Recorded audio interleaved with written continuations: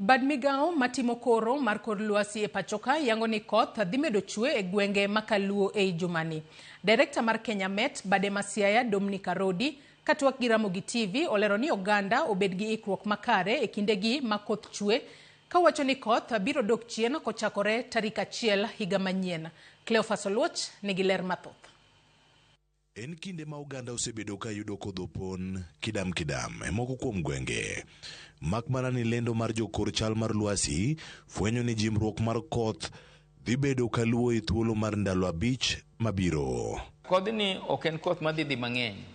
En koth ma waneno kurumo bende mana kiny. Pek mar koth yango ni dhi bedo kaluwo chieng' tich 2 kod tich 3 mar jumani. Wanwang'o ni koth rumo tich 3. Koro tich 4 wan maber. Kapo ni wadwaro mondo watim nyasi wa kata mago penea, watim gike wa jogo mohero dhi disco tich tarik 1, unyalo miela mela kata nyaka oko nikech onge koth. Jogo madhi swimming onge koth, kaka kawuono piny chalo ni ok nobedi, but ok obibet chieng' marieny halala. Midhiero mar koth mapek osebedo e gwenge makaluo. E kinde ka kinde, gino ma omiyo jorang lwasi ojiwo oganda mondo mi obed kod ritruok mar geng'o masiche. Wakwayo ni mondo ji obedu akicha, kik gibede bwo gamb udi. Nikech kinde masani gamb udi thothgi gin mabati. To mabati gi mil polo luonga. Mar 2, kik wabede kwa geng'o koth e bwo yiende. Kik wati gi umbrella, mabul ma yiende osetur, kata iweyo raba mane bwo mabul timako mabul gi yiende. Sekta mar lupo bende omi milome mar tang' kod yamo mapek mathoro futo e nam kinde koth. Oganda mamoko bende ojiw ni otang' gi landruok mar tuoche. Unyalo paro ni nyocha wan kod chieng' manorieny matek. Matende ni yamo ne nyalo tugore e nam Lolwe ka yembe madongo dongo. Wabro bedo gi weche gine suna mang'eny, kendo magi bro miyo wachandruok mag malaria.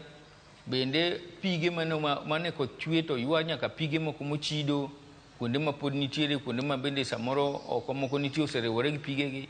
Wanyalo bedo gi tuoche makelo koda pi mochido. Ka opogore gi koth masani chwe, luoro nitiere ni oro dhi kwako gwenge makaluo e chak higa manyien.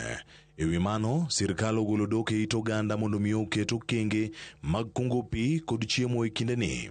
Ka puothe bende jopur jiw mondo chak iko. Chal ni oro no nyalo chakore chakre tich 4. To ok wawacho ni koth ok nyal chak beti kata matin.